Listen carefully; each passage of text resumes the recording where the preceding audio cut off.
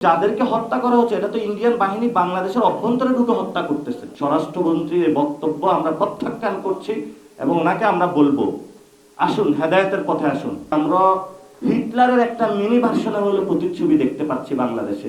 এই দিল্লির সাথে ন্যারেটিভ মিলিয়ে, বক্তব্য মিলিয়ে আমাদের স্বরাষ্ট্রমন্ত্রী আমাদের যারা সীমান্তের মানুষগুলা রয়েছে সেখানেও তাদের মৃত্যুর মুখে ঠেলে দিচ্ছেন। অলরেডি আমাদের মুখপাত্র এই বিষয়ে গতকালকে স্টেটমেন্ট দিয়েছে এবং আগের দিনও দিয়েছেন। উনি বর্ডার কিলিং সম্পর্কে যে বক্তব্যটা দিয়েছে স্বরাষ্ট্রমন্ত্রী, এটা একটা কাণ্ড জ্ঞানহীন বক্তব্য। অনেকে বলছে আমাকে এই শব্দটা ব্যবহার না করতে, কিন্তু আমি বক্তব্যটা বলবো এই জন্য, কারণ উনি একজন আইনের ছাত্র। ইন্টারন্যাশনাল বাউন্ডারিতে এনফোর্সমেন্ট এজেন্সি যদি কাউকে হত্যা করে তাহলে সেটা অবশ্যই বর্ডার কিলিং হবে। তবে সেখানে কথা রয়েছে যে আপনি কাউকে হত্যা করলেন এবং সেখানে নিজস্ব টেরিটরিতে যদি কেউ ইলিগাল বা অন্য কোনো অ্যাক্টিভিটিজের কারণে কোনো কারণে ধরা খায়, সেটা সেই দেশের আইন বিচার করবে।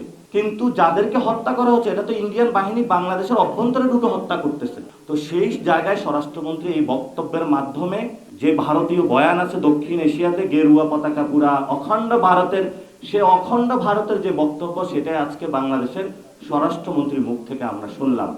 স্বরাষ্ট্রমন্ত্রীর এই বক্তব্য আমরা প্রত্যাখ্যান করছি এবং ওনাকে আমরা বলবো, আসুন হেদায়েতের পথে আসুন। যথেষ্ট হয়েছে, গ্রুপ দখল হয়েছে, ব্যাংক দখল করতে যাচ্ছেন এবং নতুন করে বাংলাদেশের মানুষকে হুমকির মুখে ঠেলে দিচ্ছেন। প্লিজ, এই ধরনের যদি আপনি বাংলাদেশ বিরোধী কর্মকাণ্ড শুরু করেছেন, করতেই থাকেন, তাহলে কিন্তু এর দায়ভার কিন্তু বিএনপির উপরেও যাবে এবং এর দায়ভার কিন্তু তারেক রহমানও বহন করতে হবে। অনেকে আজকে বক্তব্য দিয়েছেন, কার মধ্যে কেন যেন প্রতিচ্ছবি দেখতে পাচ্ছেন। আমরাও তো সেখানে বলতে পারি আমরা হিটলারের একটা মিনি ভার্সনের হলো প্রতিচ্ছবি দেখতে পাচ্ছি বাংলাদেশে।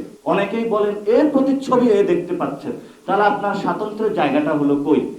এখন তাহলে বাপকা বেটা মানে বাপের মতনই হতে হবে। তাহলে ভাই, তাহলে তো জিয়াউর রহমানের একটা প্রতিচ্ছবি কোনো একটা রুমে রেখে তাকেই হলো প্রধানমন্ত্রী বানিয়ে দেওয়া উচিত ছিল। তাহলে আপনার আলাদা স্বাতন্ত্র্যের জায়গা কি?